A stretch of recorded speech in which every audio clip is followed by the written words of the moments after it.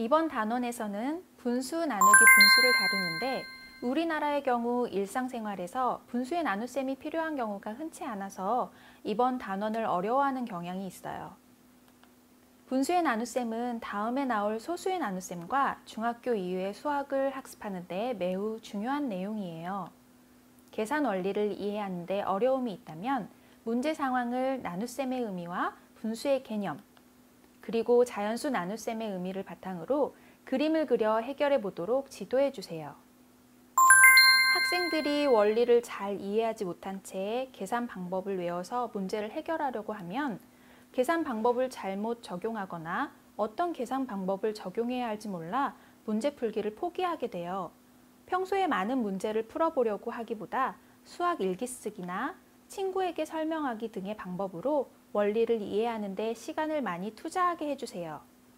많은 문제를 풀고 채점만 하면서 공부를 많이 했다고 착각하게 하는 공부법보다 틀린 문제를 이해가 될 때까지 생각해보고 계속 반복해서 풀어보도록 안내해 주세요.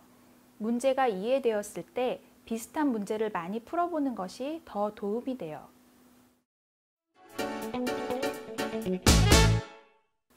이 단원에서는 갯벌로 체험학습을 간 상황을 도입하여 학습에 관심과 흥미를 가지게 하고 분수의 나눗셈이 사용되는 다양한 상황을 통해 그 계산 원리를 이해할 수 있도록 구성하였습니다.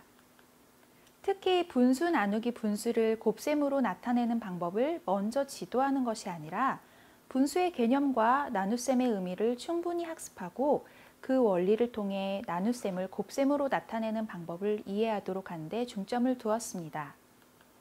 또한 이중수직선을 통해 두 양 사이의 관계를 시각적으로 분명하게 알 수 있어 분수의 나눗셈을 분수의 곱셈으로 나타내는 원리와 방법을 좀 더 쉽게 이해할 수 있습니다.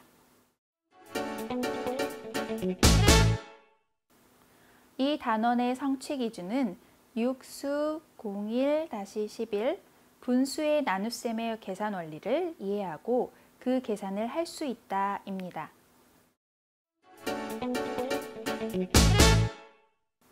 이 단원의 성취 기준에 도달하기 위해서는 그림이나 수직선 등을 사용하여 그 결과를 구해보고 이를 형식화하는 데 중점을 둡니다. 이러한 교수학습 방법에 따라 평가는 분수의 나눗셈 문제를 이해하고 해결 전략을 탐색하여 해결할 수 있는 문제 해결 능력, 분수의 나눗셈의 계산 원리를 이해하고 설명할 수 있는 추론 및 의사소통 능력, 분수의 나눗셈을 설명하기 위해 필요한 정보를 파악하고 분석하여 문제 상황에 적절하게 활용하는 정보 처리 능력, 하나의 문제를 여러 가지 방법으로 해결하고 더 효율적인 방법을 찾는 창의 융합 능력, 분수의 나눗셈에 관심과 흥미를 가지고 있는지에 대한 태도 및 실천 능력 측면에서 이루어져야 합니다. 이 단원은 갯벌 체험을 하며 생기는 다양한 상황에서 분수의 나눗셈을 활용하여 문제를 해결할 수 있도록 구성되어 있습니다. 먼저 분수 나누기 분수를 분모가 같은 경우와 분모가 다른 경우로 나누어 계산 원리와 방법을 이해합니다. 이 내용을 토대로 자연수 나누기 분수의 계산 원리와 방법을 알아봅니다. 이후 이중수직선을 통해 분수 나누기 분수를 분수의 곱셈으로 나타내는 원리를 학습합니다. 그리고 자연수 나누기 분수, 가분수 나누기 분수, 대분수 나누기 분수를 알아보며 여러 문제 상황을 접합니다. 이때 분수의 나눗셈을 꼭 곱셈으로 나타내어 계산하는 것이 아니라 문제 상황에 따라 적절한 계산 방법이 달라질 수 있다는 것을 이해하게 됩니다. 마지막으로 문제 해결에 필요한 정보를 찾아 문제를 해결하는 도전 수학, 본 단원의 내용을 얼마나 잘 이해했는지 알아보는 얼마나 알고 있나요? 분수의 나눗셈을 구하는 원리를 떠올리며 조사 활동을 해보는 탐구 수학으로 마무리됩니다.